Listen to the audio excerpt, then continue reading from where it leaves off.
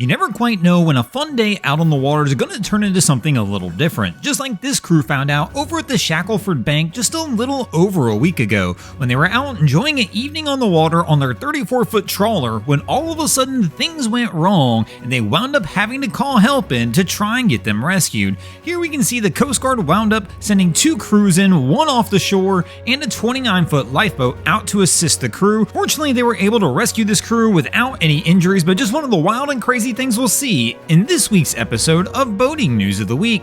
Our first story to make the boating news this week is going to take us over to California, where this was the scene in San Diego this past week when a crew got a little too close to a floating museum out on the water. The vessel we see here is approaching the USS Midway and winds up, as we can tell, getting a little too close for comfort and actually colliding with the vessel, which was docked at its permanent place as a museum along the waterfront. Here we can see some of the damage to the USS Midway. Now, immediately following this, the captain of the 60-foot private vessel that we saw in the images actually just winds up basically pulling away. He doesn't stick around, call authorities, announce the accident, or anything. Now, fortunately in this situation, multiple cameras caught the incident and people alerted authorities to the accident, and local police were able to catch up to the vessel on the harbor. Now, fortunately in this situation, the 60-foot private boat we see in the images only suffered minor damage and was in no danger of sinking. However, the Midway is a little different story. Even though the damage doesn't look bad,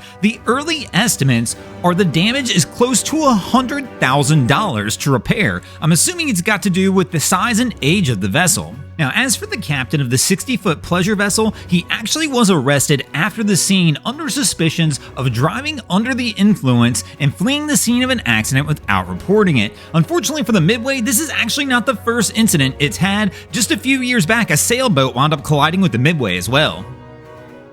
Our next story to make the boating news this week is just going to cover the United States pretty much as a whole, and it's kind of more of a human interest story than a fail, but a lot of people have started following this one. The gentleman seen in the images here is Robert Ewens, and he's decided he's going to try and break the speed record for completing America's Great Loop. Now, for those who are not familiar with America's Great Loop, it is a 6,000-mile boat trip that covers most of the East Coast up through the Great Lakes, back down the Mississippi and Illinois rivers, into the Gulf, and down across Florida. Most people who do this trip wind up doing it in their retirement, typically on something like a trawler, and they'll take 6 months to do this trip. Well, Robert, he's trying to complete it in under 19 days. That's not the real kicker on this one, though. The kicker is that he's trying to do it on a John boat with a 60 horsepower engine on the back, which is quite the feat just in itself. Now, of course, he has modified this John boat. They've added a little bow flare that they've welded to the front to try and help him in some of the bigger water sections. And of course, he's modified his fuel system to where he can carry up to 60 gallons of fuel, reducing the amount of times he will have to stop and fuel the vessel.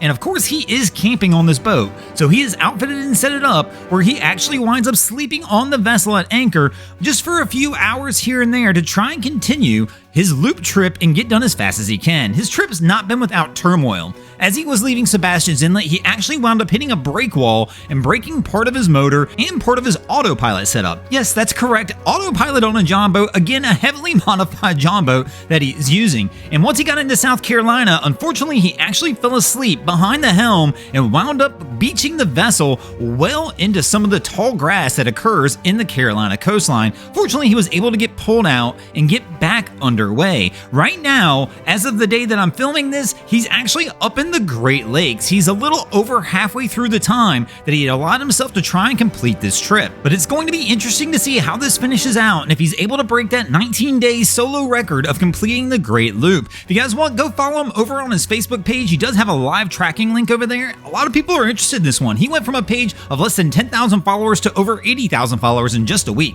Our next story to make the boating news this week is going to take us over to France, where this was the scene just a little over a week ago when the yacht Sea Lady 2 wound up pulling into Saint-Tropez when all of a sudden, shortly after mooring, the vessel wound up catching on fire as seen in the images here. In this situation, over 60 firefighters and 2 fireboats all responded to the scene. Fortunately, everybody who was on board the yacht was able to be evacuated without any serious injury, but the nearly 30 nearby yachts actually had to be moved from the scene in an effort to try and avoid this fire spreading from the Sea Lady 2 onto the other yachts that were in the harbor. At this time, an investigation has been launched to try and determine the cause of the blaze, but at this time it is still unknown what exactly caused the fire. The yacht itself was a 1986 model delivered by British shipyard W.A. Sauder & Sons, but the vessel did receive a major retrofit just this past year. Eventually, firefighters were able to get the blaze under control, but unfortunately by the time they got the blaze under control, the vessel had suffered major structural damage, and somebody close to the scene does claim they believe the damage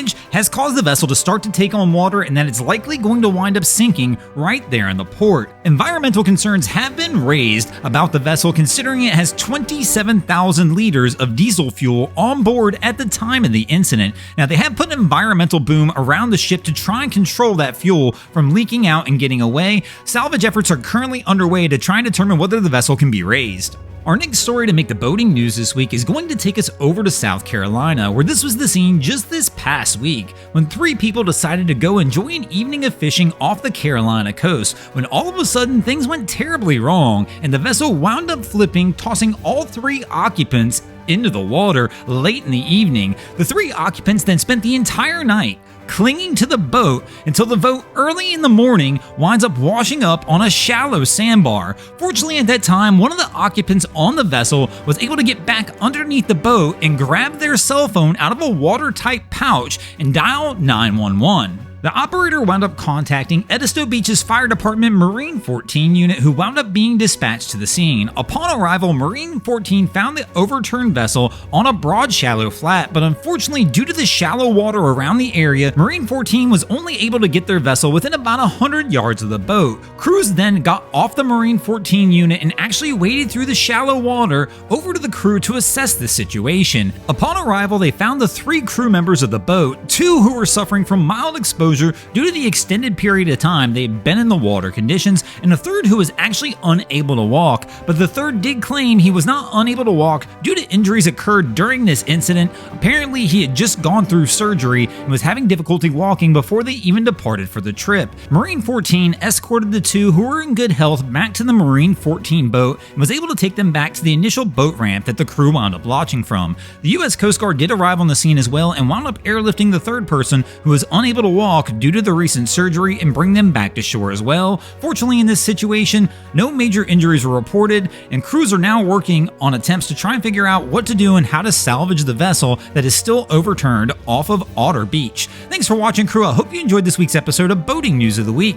If you ever see anything crazy happening out on your waterways, be sure to hit us up at Broncos Guru on Facebook or Instagram and let us know, and you might see your stories over here. And if you guys haven't already, go ahead and drop an anchor on the subscribe button. If not, we're coming to steal your drain plug.